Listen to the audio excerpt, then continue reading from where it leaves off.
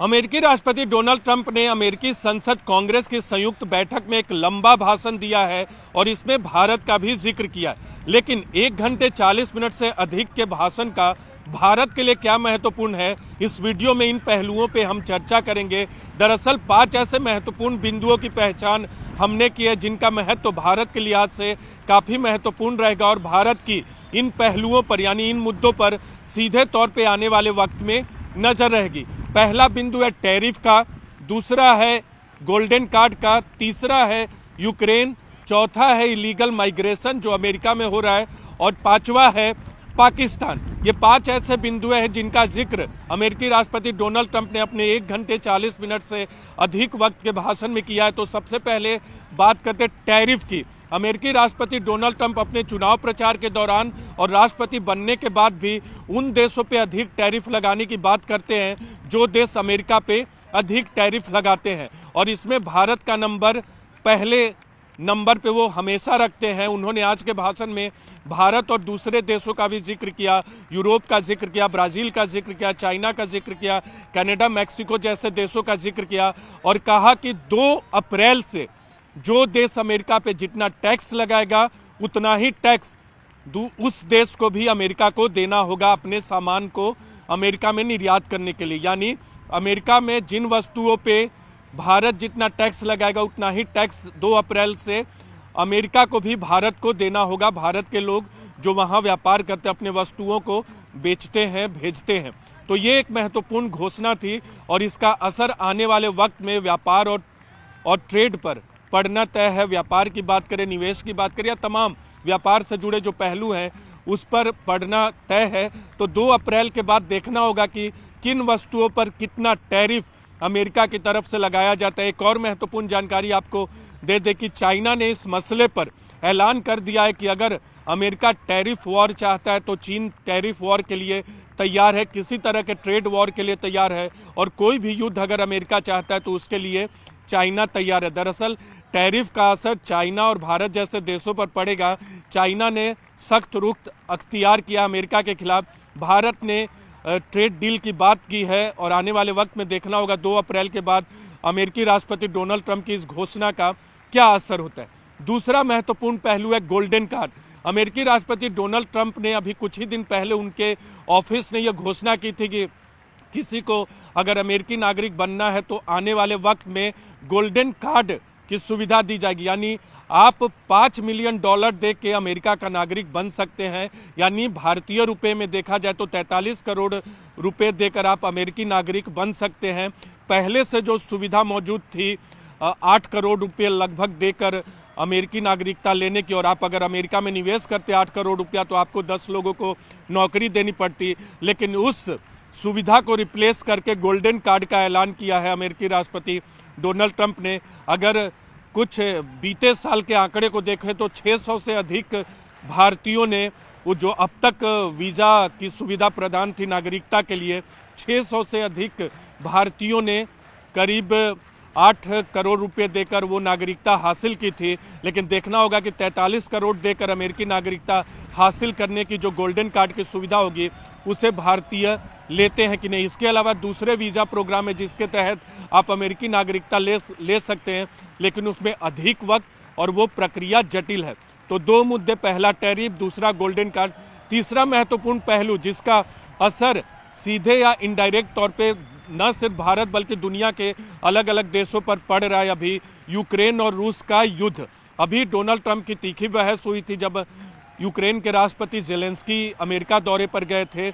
लेकिन आज के संबोधन में अमेरिकी राष्ट्रपति डोनाल्ड ट्रंप ने कहा है कि जेलेंस्की ने उन्हें एक पत्र लिखा है और वो अमेरिका और ट्रंप के नेतृत्व में तैयार हैं किसी भी शांति की प्रक्रिया के लिए। साथ ही साथ डोनाल्ड ट्रंप ने यह भी कहा कि उन्हें रूस की तरफ से भी शांति प्रक्रिया यानी शांति समझौते के लिए सकारात्मक संदेश यानी सकारात्मक मैसेज मिला है। तो जिस तरह से तीखी बहस के बाद ऐसा लग रहा था कि शांति की प्रक्रिया जो है पटरी से उतर गई है, आज के संबोधन के बाद एक उम्मीद जगी है कि डोनाल्ड ट्रंप के नेतृत्व में यूक्रेन और रूस के बीच शांति प्रक्रिया बहाल होगी, क्योंकि जेलेंस्की तैयार हो गए हैं। जेलेंस्की और ट्रंप के बीच जिस तरह की बहस हुई थी 49 मिनट 22 सेकंड की बातचीत के दौरान, उसे पूरी दुनिया ने कैमरे पर देखा था और उसकी एक तरह से जेलेंस्की की आलोचना भी हुई थी, क्योंकि दूसरे देश में जाते और अगर आप इस तरह का कोई काम करते हैं तो उसकी आलोचना होना स्वाभाविक है। उसके बाद बहुत से घटनाक्रम हुए, यूरोप के देशों ने बैठक की और यूक्रेन के पीछे अपना समर्थन जताया, लेकिन अमेरिका के समर्थन की भी उम्मीद जताई और अमेरिका के नेतृत्व में ही आगे बढ़ने की बात यूरोपियन देशों ने की थी। लेकिन आज ट्रंप की घोषणा ने एक नया बयान जारी किया है, उनके संबोधन में आया है कि जेलेंस्की ने उन्हें पत्र लिखा है और वो अमेरिका के नेतृत्व में शांति प्रक्रिया के लिए तैयार है। चौथा महत्वपूर्ण पहलू है इलीगल माइग्रेशन। चुनाव प्रचार के दौरान और चुनाव के में निर्वाचित होने के बाद भी डोनाल्ड ट्रंप ने ये घोषणा की थी कि अपने पहले फैसले में उन्होंने सदर्न बॉर्डर पे, यानी जो दक्षिणी राज्य हैं उस बॉर्डर पे नेशनल इमरजेंसी की घोषणा की थी, ताकि इलीगल माइग्रेशन न, अवैध रूप से जो प्रवासी आते हैं वो वहां से न एंटर कर सके। और उसमें बहुत सारे भारतीय भी अवैध तौर पे अमेरिका में घुसते हैं। कुछ भारतीयों को डोनाल्ड ट्रंप प्रशासन ने मिलिट्री एयरक्राफ्ट से भारत भेजा भी है। तो इलीगल माइग्रेशन पे क्रैकडाउन किया है पिछले 1 महीने में और आने वाले वक्त में क्रैकडाउन करने की बात भी की है। हालांकि जब इस मसले पर बोल रहे थे तो भारत का जिक्र उन्होंने नहीं किया था, लेकिन एक बात साफ है कि इलीगल माइग्रेशन पे क्रैकडाउन अमेरिका की तरफ से जारी रहेगा, क्योंकि बहुत सारे भारतीय अमेरिका में वैध तरीके से रहते हैं, लेकिन बहुत बड़ी संख्या अवैध तौर पर, यानी बिना डॉक्यूमेंट्स के भी या अवैध डॉक्यूमेंट्स के तौर पे भी वहां रहने के उदाहरण है, बड़ी संख्या है।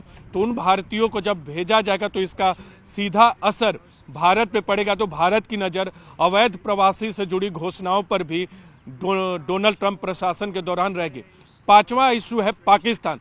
पूरे अपने चुनाव प्रचार के दौरान और राष्ट्रपति निर्वाचित होने के बाद राष्ट्रपति डोनाल्ड ट्रंप ने कभी भी पाकिस्तान का जिक्र नहीं किया था, लेकिन 2021 के अफगान बॉम्बिंग मामले में जिसमें 13 अमेरिकी सोल्जर की डेथ हुई थी, उसमें जो मास्टरमाइंड था उसे पाकिस्तान ने प्रत्यर्पण कर दिया है, अमेरिका को दे दिया है। इसके लिए डोनाल्ड ट्रंप ने आज के संबोधन में पाकिस्तान का धन्यवाद किया। लेकिन भारत की नज़र पाकिस्तान पे इस संबोधन के लिहाज से इसलिए रहेगी क्योंकि सीमा पार आतंकवाद पाकिस्तान की तरफ से भारत में होता है। तो अमेरिकी राष्ट्रपति डोनाल्ड ट्रंप ने मास्टरमाइंड के प्रत्यर्पण के लिए पाकिस्तान को धन्यवाद तो दिया है, लेकिन सीमा पार आतंकवाद पे अमेरिका का सहयोग भारत कैसे लेगा पाकिस्तान के खिलाफ, या पाकिस्तान से आने वाले सीमा पार आतंकवाद को कैसे भारत रोकेगा, ये तमाम पहलू देखने वाले होंगे। और अभी जो आईसीसी चैंपियंस ट्रॉफी चल रही है, पाकिस्तान में न खेलने का फैसला भारत ने इसीलिए किया क्योंकि संबंध सामान्य नहीं है, सीमा पार आतंकवाद जारी है। और भारत ने बार बार ये दोहराया है कि जब तक टेरर बंद नहीं होता पाकिस्तान की तरफ से तब तक कोई टॉक नहीं हो सकता।